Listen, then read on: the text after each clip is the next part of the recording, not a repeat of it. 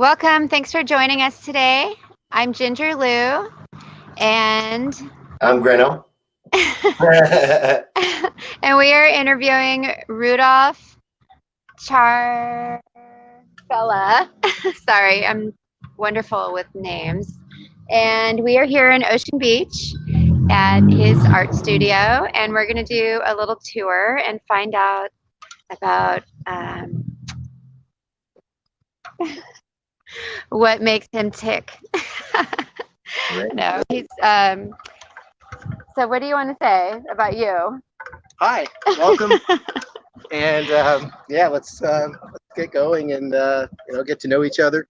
Yeah, my name's Rudolph Ciarfella, and I'm an artist, painter, sculptor, and yeah, this is great being here. And thank you guys for keeping the ball rolling with the art channel. It's really nice. So it's my pleasure, and thank you very much for being here. And I just want to say he was a member of the art, what did you call it? Paint night? Paint night group, yeah. For 10 years here in San Diego. And they actually even had an art show in Amsterdam. And they're thinking about having another show soon. So that's kind of exciting to hear about that. Maybe we can hear a bit about that. Okay, so we're going to enter. I will follow you. This is great. We're interactive again. These are the shows that are the most fun. Come on in. Here we go. We're entering the artist den.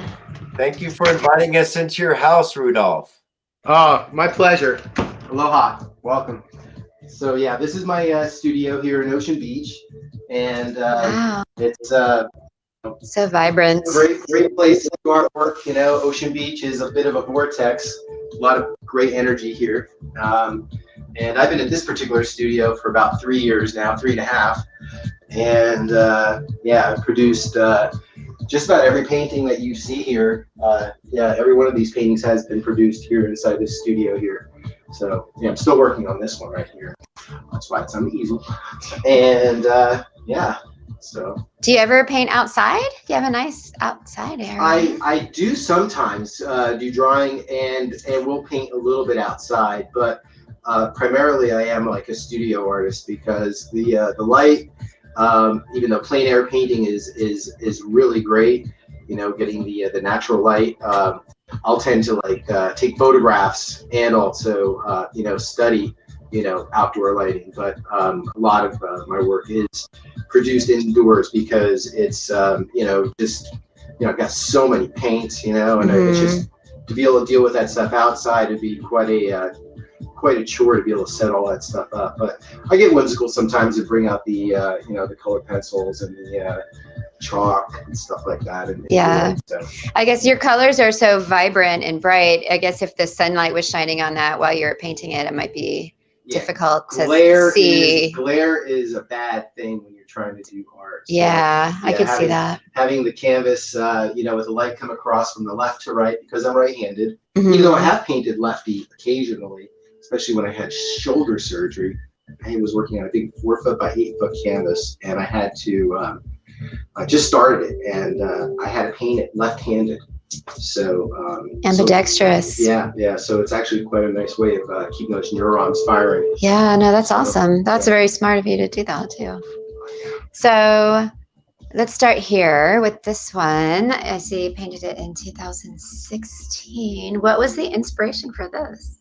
Well, the June bugs are, you know, they've been quite a sacred, you know, animal for the Egyptian culture, and that's actually like a rhino beetle.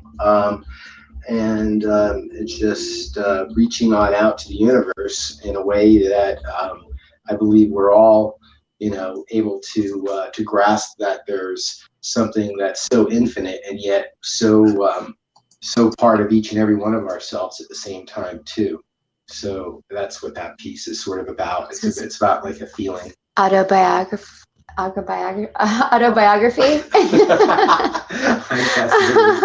A visual capture. Do you have any questions on that, Greno? I love it. No, I think that his answer to just his significance was very eloquent. So thank you for that, Rudolph. Yeah, and that's done in Barol Prismacolors, which are one of my favorite colored pencils to use. I love those. And that's on Bristol board. So Bristol board is also like an archival paper that's able to take pencils probably the best way of any medium as far as what I've explored. I've been to several art schools, and I've tried a lot, and this is sort of like what I'm doing now. This particular painting was inspired from I live 2 blocks from the beach, from the ocean.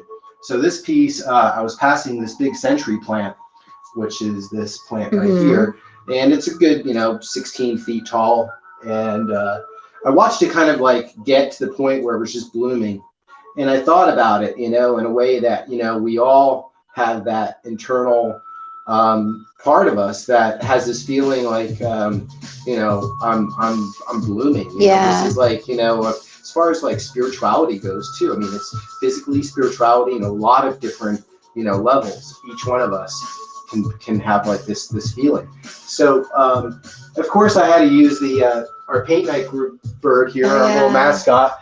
Matthew Forderer. I was about to say Matt.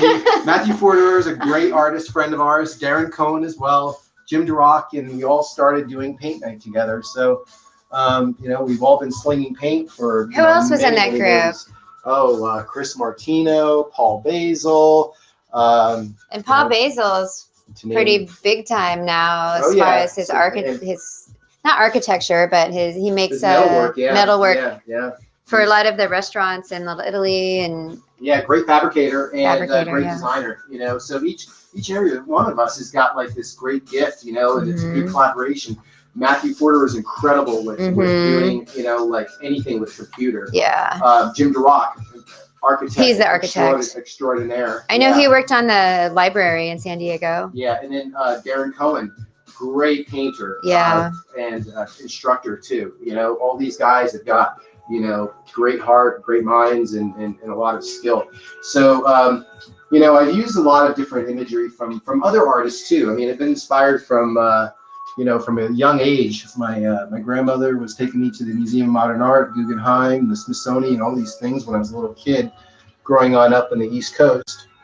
So I was very fortunate to be able to, have a family that was encouraging and bought me art supplies. For mowing the grass for a summer, I would get like a box of colored pencils. They got a heck of a deal, But also, I got a very, very, that was a gift, to be able to be encouraged. Are these plumeria?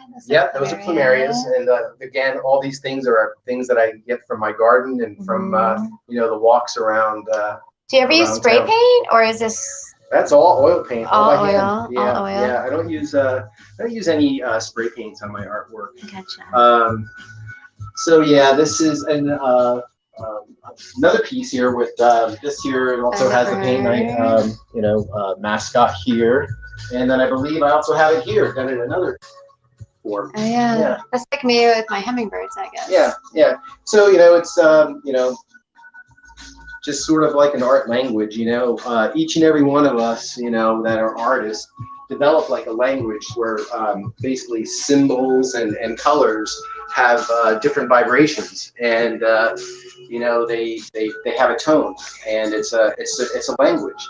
And when I create a painting, for instance, this one, Gerlinda's Garden, that's my mom, Gerlinda. There's foreground, background, there's rhythm, there's repetition, and it's sort of like creating a song, so that when you're looking at a painting, it actually moves your eye around and bounces around in a way that you'll have like deep tones of like somberness. You'll have light tones of just being lighthearted and just giddy. And that's what it's about for me. Each and every one of my paintings has got sort of like a different sort of a tone. And I have a question. Please. I noticed this shape here. I just was at Esalen Institute in Big Sur, and I noticed that they have these It's like yeah, the that's the flower of circle. life. Yeah. Okay, I was Yeah, I'm into wondering. sacred geometry. Okay, I noticed the Hence, yeah. geometry thing. Yeah, I mean, Oh, have here we a go. Metatron's cube on my forearm here. I was gonna ask you what Yeah. was up with the geometry, because I'm noticing Yeah. this is a lot of circles, Mm-hmm. and then this one has a lot of triangles. Yeah. And then I was noticing these, and I was remembering that from the Esalen Institute. Mm-hmm. So I knew it had to be something. And this is your mom's garden right here. Yeah. Okay. This was inspired by an artist, Paul Klee. Jim DeRock sent me an image of some of his artwork, and I've studied him. Like my grandmother had me into, as a child, into Paul Klee, Arshile, Gorky, Kandinsky, all these artists. They were, introduced to me at a very young age, and being able to see their work live in museum settings, was quite a gift that I look back at now, and very, very thankful, and with a lot of gratitude for that. Does this have a coating on it? I noticed it's kind of shiny, but it has like so much texture. I do use a Damar varnish on my paintings after the oil dries. Gives it a little bit of a sheen and kind of like preserves it a little bit. Yeah. I do also like another bird. This bird is another one of my favorite artists, Francis Bacon. This was featured in one of his paintings, and Francis Bacon, I've been a big fan of his from an early age. And I also have his flamingo here in this one. So here it is. There it is again. Too. Yep. So, what is his medium? Oil? Francis Bacon, he did a lot of triptychs, and he did a lot of portraits. I do some portraits, like here's a portrait of Barbie, and this one is called Namaste Barbie.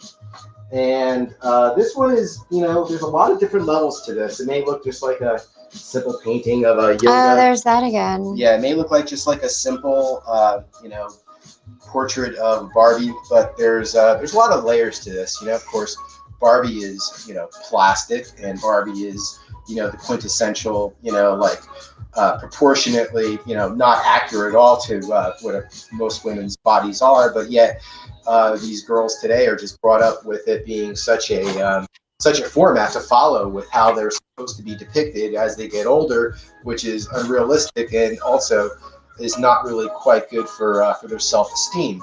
But again, Namaste Barbie is, being able to look past that and be, able to, be grounded with being, part of this 3D world, because we're in a three-dimensional world, yet we're also, spiritual beings ascending, hopefully, so that we're able to work through all our karmic lessons and experiences in this plane, so that as we evolve, we're able to get to a place of acceptance in all ways. I really like how this part really creates a lot of movement.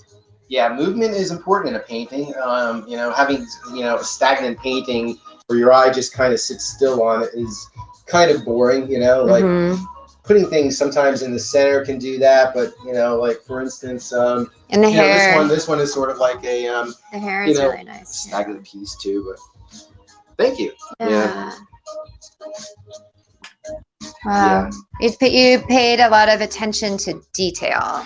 Well, my grandfather was an engineer, and my father was a marksman, and doctors in the family too, and stuff like that. So I was sort of groomed where I wanted to be a technical illustrator. So I do have a lot of that precise about me, but that makes sense. Like being loose, I can see that. So being precise and loose at the same time is dancing that line of being able to have that balance. Yeah. So hopefully I'm able to pull that off where I do have a sense of looseness, but then again, attention to detail where it counts.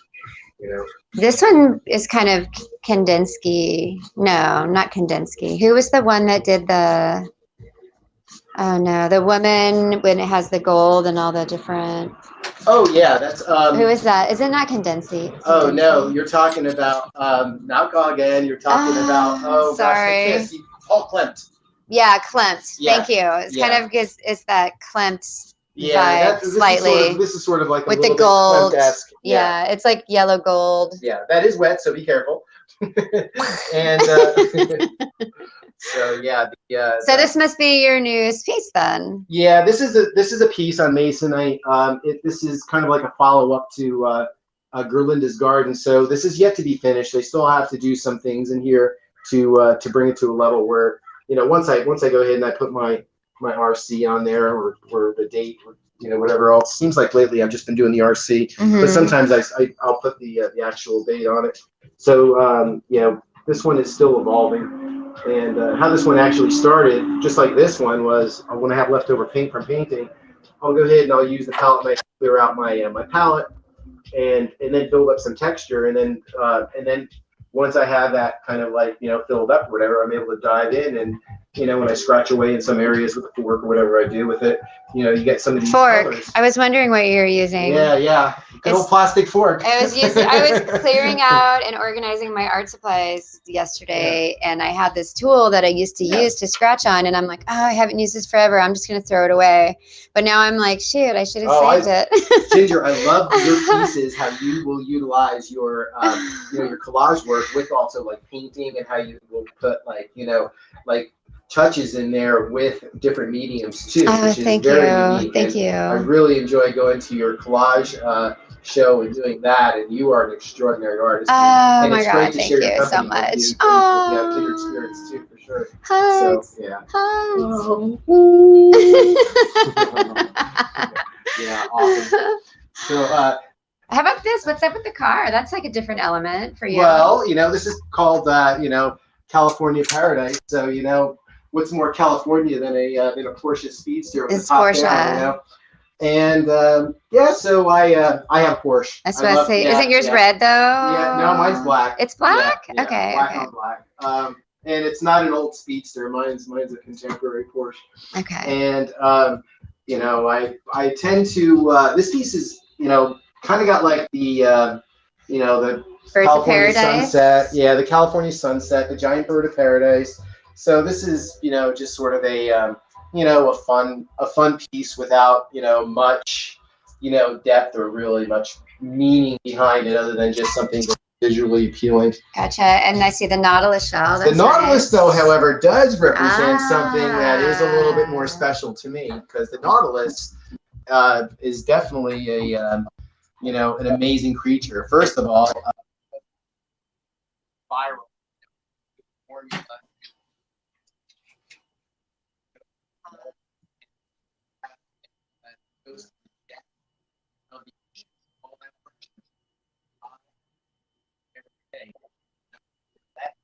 Like the bus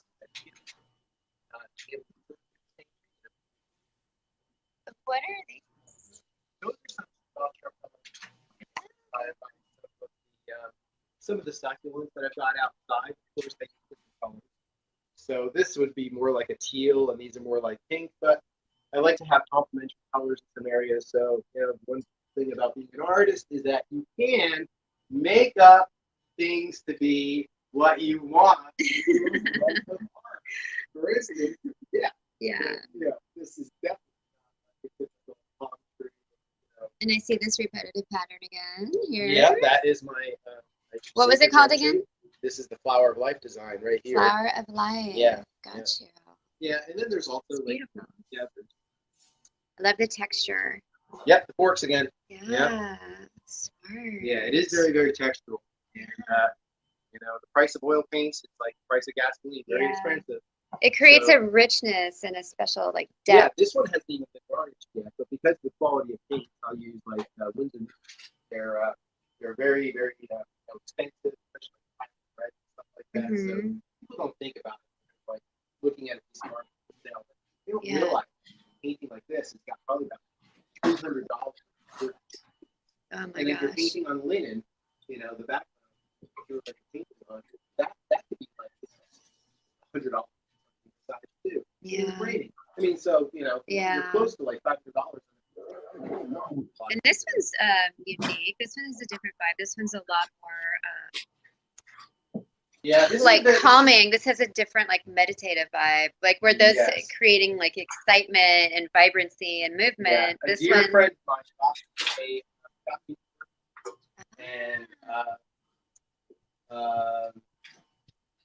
anyway. I wanted to kind of like capture it and have it around.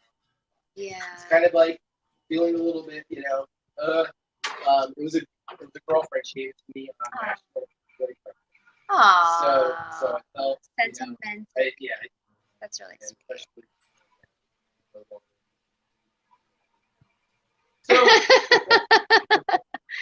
But you get to have this lovely, amazing, sentimental, calming, meditative piece. And now it's beautiful. Thank you. Yeah, I used to hear this. And also work. A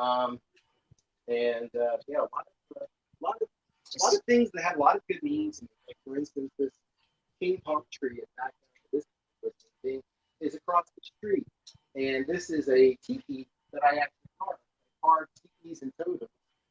And this one is actually a 12-foot teepee that So this is the sculpture. This is a sculpture that I did, a 12-foot. Yeah, if you go on my Facebook or my Instagram or even on my website, I think I have some images of this for sure on my Facebook underneath the different outfits. This one looks otherworldly. Yeah, this little totems are different than teepees because the totem features like animal spirits. Like this has got you can put an alien in there, which isn't really an animal spirit, but it is now. I got a teepee on the bottom, has a little bone through the nose, like a little goofy gangster. Yeah. An owl right there. The raven, the back of it's got a lot of shell in there too. And this is a aloe plant from my garden with the paint night group bird. I really love these palm trees. Yeah, thank you. Yeah, I like that you zoom in like that because there is a lot of detail in my work. Like this is a piece that you could own and appreciate seeing different things every day in it. That is what I've heard about.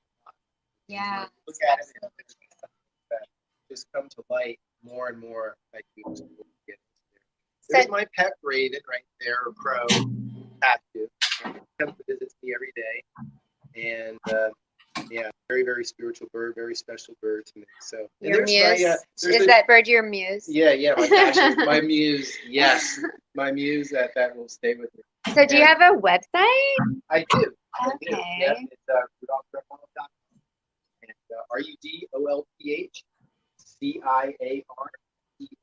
And Ciarfella.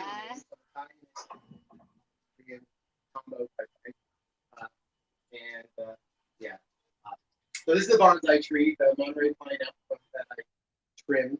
I was arborist for many years, and I've worn many hats. Being an artist, hard to make just a living as being an artist. So I've been a master captain, 100-ton master captain driving tugboats.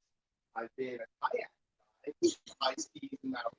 Oh my gosh. First me. That must have been a hard job. All sorts of stuff. Oh my god. Yeah. So you got to wear many hats while you're being an artist, and it's part of the gig. Occasionally, I get an art show, sell commissions. I just finished a piece, and I did a couple of those. Love to have those. This particular painting is called Black with Rose, and this piece was inspired by the Hubble spacecraft photograph of the Rose Galaxy. So this is the actual galaxy right here, the Rose Galaxy. So I just science and art meet. Yeah, Rudolph's great. This is a my spin on the Rose Galaxy photograph that was very inspiring to be able to just look at that and see, what we're able to, explore through space and photography and just our imagination. Pretty amazing. I love it. So yeah, pretty trippy, pretty detailed, and fun. Wow. This is a diptych, 2-panel piece. So you definitely have enough art for a show for the painting. Oh, and I got plenty more for the garage. Some of those feature my muse that we talked about a little earlier. Yeah. Yeah. So I wish I could have two of those out here because they are extraordinary paintings, but they're just kind of too. I'm a sack, Yeah. I'm a romantic sack, and I love art. I'm passionate every and that includes my relationships with friends. Like, Is this this is almost like Picasso or Salvador Dali. and Morel, a little Morel. combination if you were to throw all three of those in a blender and spin it on out the canvas. Yeah, this piece is sort of like a, it's called Paradisio Manifesto, and it's about being able to manifest your own paradise, and as a man. So this particular piece, is a little bit of a story behind this as well. It's got a lot of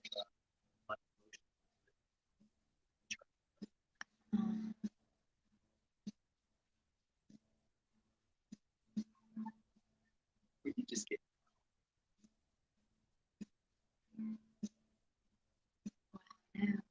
He said his internet. Oh.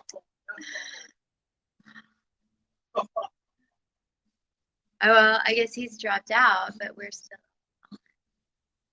Bye, Glenn. His internet just died, but like the show's still going. Okay, so it's just you and me, kid. All right. All right. So how about this guy? Is that a parrot? And you live in OB. Yes, so that is the OB parrot. Ah. This was actually a sequel to a painting that I did once twice. Good What friend kind of of mine. flower is that? Sorry. That's a sunflower, and then I've got like there's other flowers they're called like protea, Okay. and then there's a few other different types of flowers. And a mermaid. Yeah. Just like she's dancing with the octopus. Yep. Beautiful. Yeah. This one's different. This one's checkers. Yep. Yeah. I love how you vary the colors.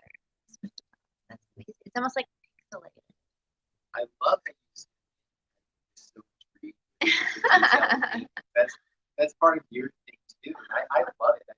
I'm looking at what you're building, zooming in on, and it's just it really is doing the painting justice by the so thank you for that. Oh yeah. So okay, you have a couple more in the kitchen. I did sneak peek earlier. So we have this one, which is totally different than those other ones. Yeah, that was a self-portrait Humboldt up in Northern California, where I used to go mountain biking quite a bit. And it's kind of like a impressionistic landscape, which I don't really get too into, but it's also nice to be able to explore sometimes in some mediums that in styles that you're not really quite comfortable with all the time. Yeah. But it's nice to try them on once in a while so that you keep your skills up. Yeah. Because, do things that scare you. Yeah. Like a lot of people, stick to what to record, but when I was on for instance, very important to be able to paint like reflections, fabrics, This is cool. different stuff sort of thing. That's Bill Ernst. He does bronze skulls, and then he puts the real wraps on them. So that is actually a bronze skull by Southwestern Arts named Bill Ernst. E-R-N-S-T. Oh, the eyes. Yeah, those are called. That's so cool though. But they're like metallic. Yeah. That's, Yeah. And that's a feather from, of course, catching from there. My sacred mascot from the business every day. And here we have I'm a mountain biker, like you just seen the painting there, and that is a collage of bike parts that I made. Assemblage. Yeah, that I made with bound bike parts. So yeah, that's a. Kind of I love this line in the back. Yeah, that's the mountain. Yeah, that's super. It really if it didn't have that, it just I don't know, that just like makes it, Right. Yeah. It would look really different if it did not have that. Just that one silhouette. Yeah. simple line. Yeah. Right. Isn't that amazing? Yeah. It's like life, one little event, you go ahead and make something so grand. Yeah, it's amazing. Yeah, I even painted some of the parts too. So yeah, I'm actually certified architect. So yeah, that's it. The art here. So I think I got a book right here full of a lot of different drawings. Yeah, if you want to. Yeah. So these And are some. we'll go out in the front yard and show everyone your little. So these are some original drawings, and some of my paintings will actually start off Swing. with drawings. This is a piece from last year, and That's beautiful. yeah, this one's called tenants, landlords, and banks. So this one's sort of like a big hodgepodge of a lot of messy cycles that seem to just interweave with one another, and Death and taxes. yeah. Right? And then here's some other pieces from way back when, 4 or 5 years ago. Wow. Yep. Here's a little dancer right there, a little belly dancer. Nice. And this is. Some of them have a little bit of a Salvador Dali vibe. Yes, very inspired, much so by Salvador Dali as I was growing on up. So what is the medium with this? This is actually very interesting. Yeah, this is an ink pencil. So ink pencil, yes, and they're actually used for drawing or writing on negative slides, but they're very expensive. It's like $25 for a pencil, and Well, this is worth it. Yeah, the effect is just amazing. So I've never seen that before. Yeah, it's called ink in a bottle is the pencil. I learned something new today. Oh, this one's really sweet. It's cute. Yeah, It almost has like a retro vibe. Yeah, thank you. That was done when I was up in Humboldt. And this is Banksy. Remember Banksy? The artist from England. So this has got a little Moreau, a little Banksy. So I'm inspired by a lot of these wonderful artists in our time. And what about the Dragon. Chinese dragon? Yeah. Is it? That's It's kind my of own. like That's a my own. multicultural montage. Yeah, little Asian, East meets West. Yep. Yeah. This is another cool garden piece. This one is developed into a painting. I actually had that was Super Salvador Dali. a 6-panel. This was developed into a 6-panel painting in a vertical format, not so much a horizontal format. There's your bird. That's actually a different bird, but close. Yeah, that's not the mascot, but I do love birds. What is the meaning behind this piece? Is there a meaning? This is a scene from a farm in Humboldt. Okay. And yeah, it's a garden scene. They've got the little barrel with the birds. It's a farm, an organic farm. And this is a giant grow light for indoor grower. This reminds me of a piece of Matt's. Yeah. Yes. All my paintings. This one, I believe, is definitely inspired from some of my friends. Yeah. And that's amazing to get inspiration from friends. And of course, being like sometimes a black sheep, or this one's Q's Compound. My buddy Darren Quinn, another wonderful artist who's inspired me over the years. I walked through his studio and I just drew different things that kind of like caught my eye in his studio, and I made a collage. Yeah, he has these 3 mannequin heads. I was gonna say, what's the medium?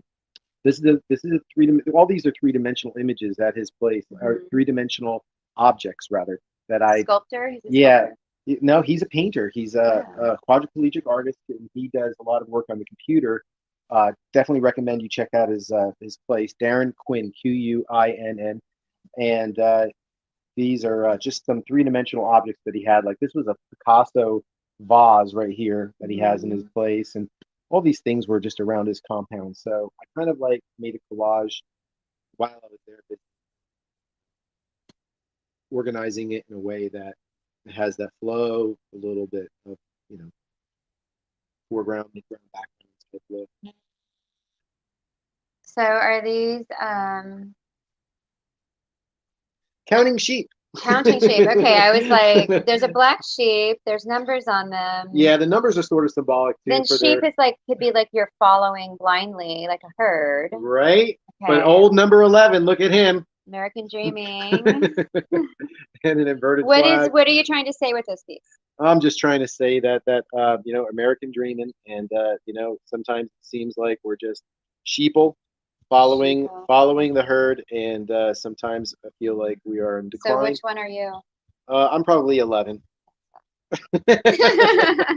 Okay. And then these were done at the same time. Of course, the colors are very, very similar. You know, is that like a this is called lion? Yes, this is called 10,000 Days. And Tool, another inspiring band, Maynard James Keenan, love that guy. And he has this song called 10,000 Days, or an album rather. And 10,000 Days, Another Dragon. Yeah. Is it a Chinese dragon? Yep. Okay. So 10,000 days is what he says is pretty much what it takes before you master something. So 10,000 days of doing something. And I think about the time I did this, I probably have had about 10,000 days of doing, producing, creating artwork. Oh, wait. This one has a lot of perspective.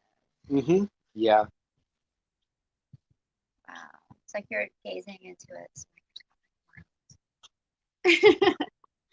This is a depiction of a farmhouse that we have up in Vermont, where I grew up, spending summers and winters. I grew up in the metropolitan area in New Jersey, just outside of New York City. But we had a place up in Vermont, and maple and oak, maple trees, oak trees. See, this looks retro to me, like 70s. Cool. Yeah.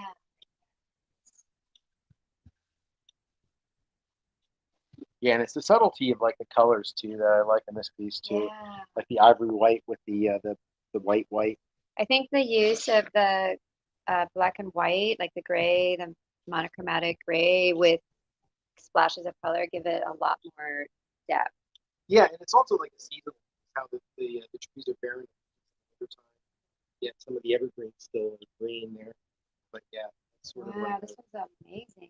Thank you. So I'm just gonna throw this out there. How much would you charge? I would say probably about $400. Okay. Wow, well worth it. Beautiful. What is this? It says maple and oak, and that's in Halifax, Vermont. I love your writing too. Gosh, everything about it is so precise. Look at the little So guy gardening over clean. here too. See that little guy on his Yeah, I knees saw gardening? it. Isn't that cool? So yeah, the detail is what about and every little thing, every little brush stroke, every little drawing stroke with pencil and pen. It's got some It's like you're absorbing every artist. You're like channeling every artist all at once. This one's like Peter Maxey to me. A little Max-ish, a little bit. Like yeah, a this one's splash a of Peter little bit Max. fun, a little Yeah. crazy. Wow, that's so cool. I love it. Was that the end of the? No, Oh my yeah, there's more. gosh. Wow, you've definitely created your own style. Like, blending. Wow. Amazing. I really like the drawings. I'm so glad you brought this book out. Yeah, like I said, into drawing, painting, sculpture, everything. How long does it take you to make, let's say, this one here? That drawing I probably spent a week on. Like a couple of hours here, a couple of hours there. Mm-hmm. So about a week. The moth one is gorgeous. Does that have any meaning behind it? Not necessarily, other than we're all seeking light, right? Mm-hmm. And It's very like inspirational. Like there's something like it's telling you. I did a series that you'll see on my Facebook. I did a series of moths from California moths, and moths are. I did probably about like 15 of them, and I made a calendar for each one. A few years ago. We don't want to That one was actually published in a mountain bike magazine, and that one as well too. Oh. It kind of reminds me of like old school Disney, that style. Yeah, it's simple, like simple yet Clean. Yeah, it's very professional. Did we reach the end of our rope? Let me see. Am I not there are more? Yeah. That one. The beetle. Mm-hmm. And this is the golden formula. I could see this is a mural. That's pretty beautiful on the wall. Yeah. Temporary art museum over there. On the outside. I'm on board. Show me the money. Ooh, sexy.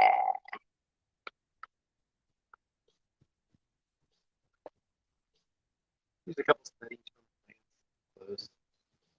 Little bird of paradise and a little cannabis. This sunflower I featured in a lot of my paintings. I did this actual study in person live outside. It was a sunflower growing out of a pile of dirt next to a river that was blooming in a snowstorm, and I was just amazed that it was like just before winter. The last man standing. Yeah, it was just like, you know, for me, it was such like a, heartfelt moment, and I just wanted to give that plant, like, some homage.